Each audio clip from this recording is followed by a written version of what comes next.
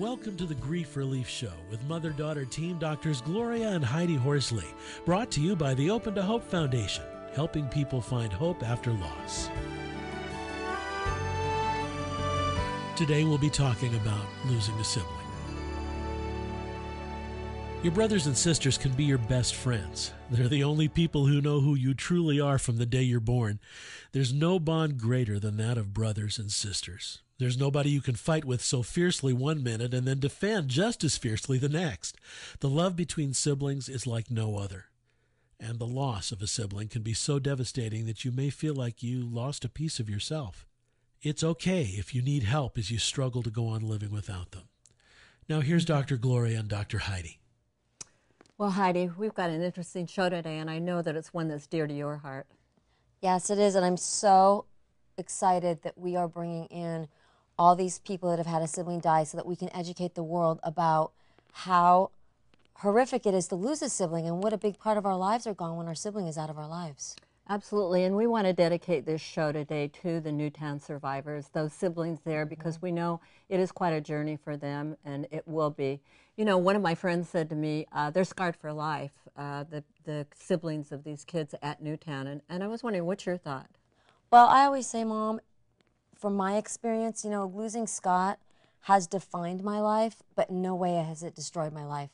Because I feel like our brothers and sisters, they live forever in our hearts and in our memories and in our lives. And you know, there's some different aspects about sibling loss. Now, my brother died a couple of years ago, and you know, he was in his late 70s. I didn't see him that often, and I'll miss him, and I have happy memories of him. But losing a sibling out of context is really a different kind of experience, isn't it?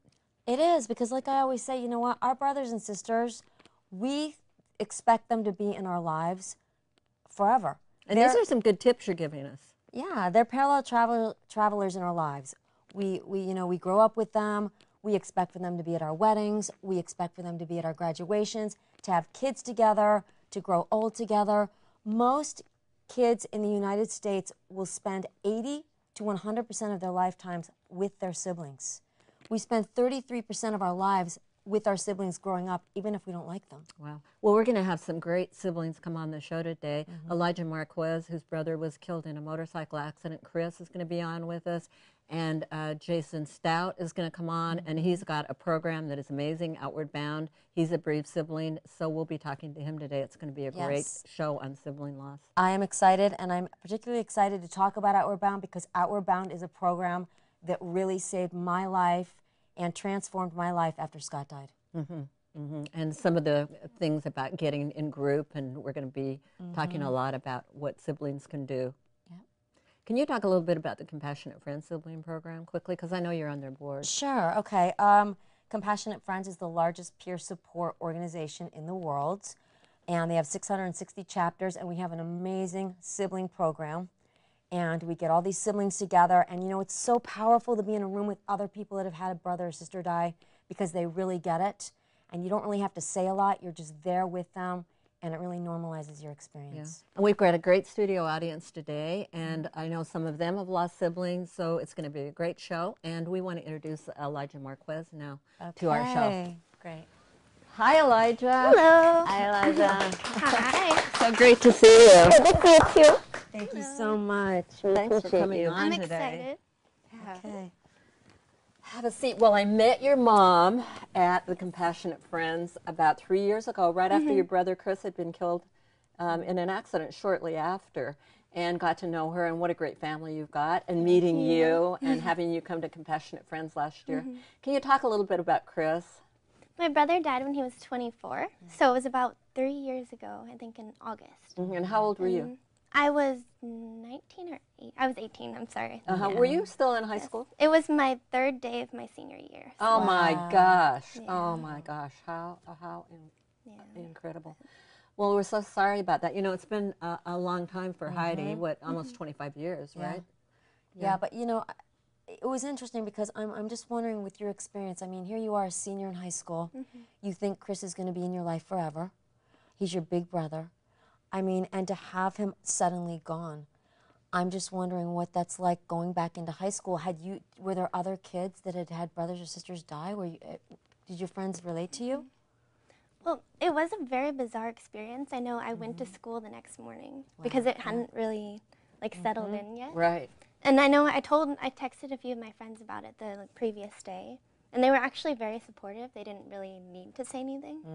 They were just kind of there for me. So, I mean, did you find that? I know Heidi has said, "Don't talk about the cards you got and how people responded." Well, it's interesting because, you know, there is a kind of a hierarchy in the world where, you know, the death of a child trumps everything else. And so as a sibling, you feel like you're so worried about your parents that you feel like, well, maybe I don't really have the right to totally grieve because my parents are going through so much, and which is one of the reasons we grieve alone, I think, a lot of times. But, you know, I noticed that society tend to minimize my loss. When I said I had a brother that died, they'd say, wow, that must have been really hard on your parents.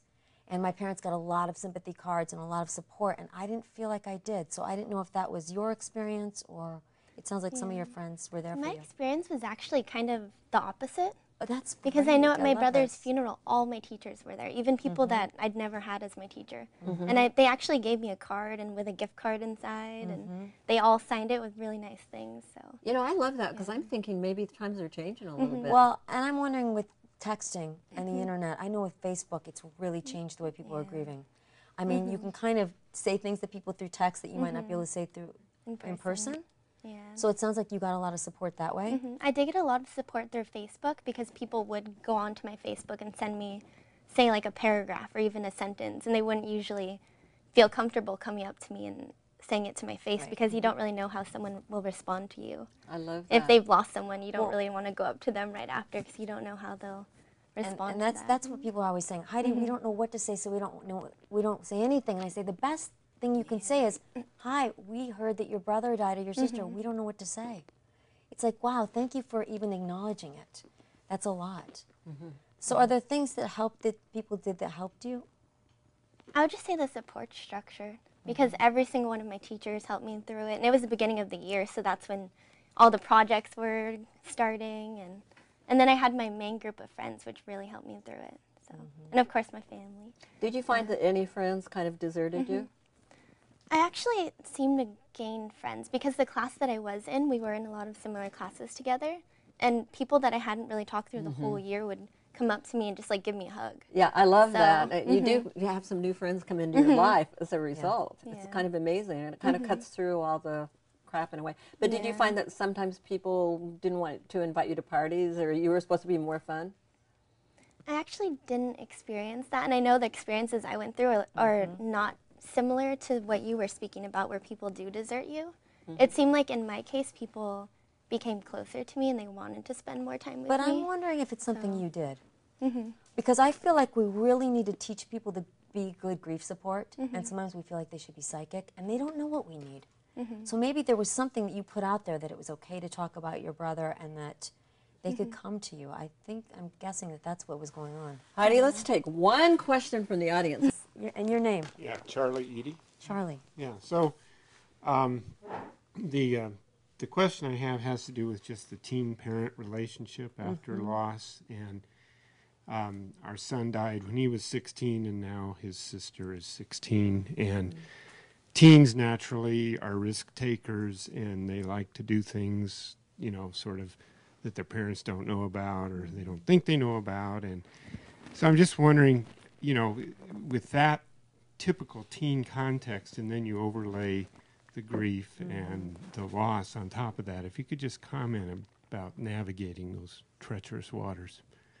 From a parent perspective, it sounds like. Yeah. Okay, Elijah, do you have any comments or? Yeah, I have a little comment I can throw in. I would say that if you just support your child when they want to take a risk, because I know when my brother passed away in a motorcycle accident, I went and got my motorcycle license. Oh my God. Like a month later. It was just because you want to take a risk, but you almost want to do it for them.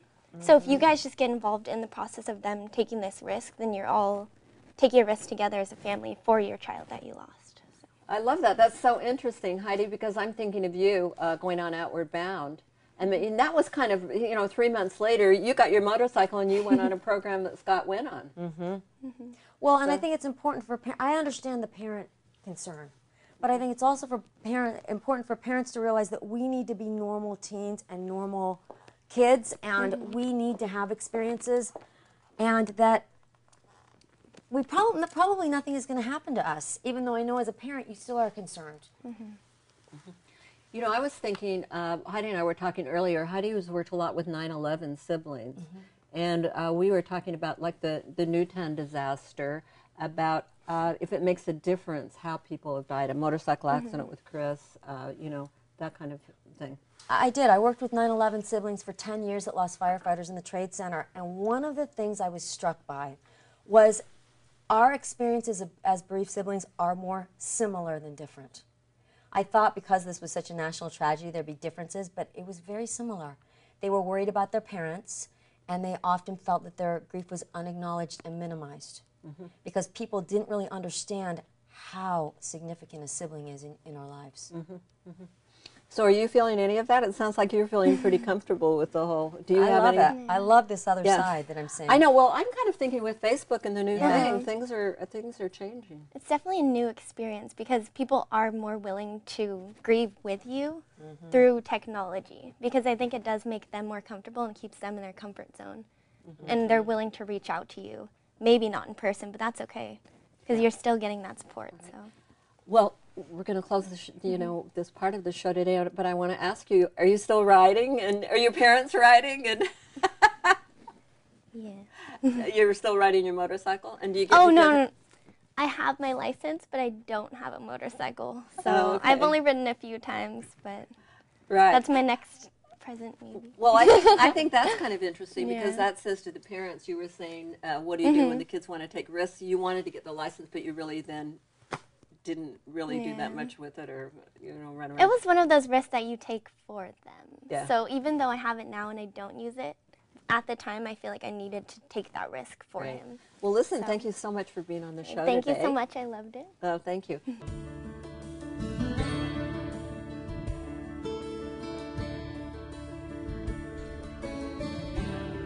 This has been the Grief Relief Show, hosted by mother-daughter team Drs. Gloria and Heidi Horsley. This show has been brought to you by the Open to Hope Foundation, helping people find hope after loss. Be sure to visit opentohope.com, where you can listen to radio programs, watch Open to Hope TV, read articles, and view books. You can also join Dr. Gloria and Dr. Heidi on Twitter and Facebook and put your events on their international calendar. Thanks for watching, and remember, others have been there and made it, and you can too.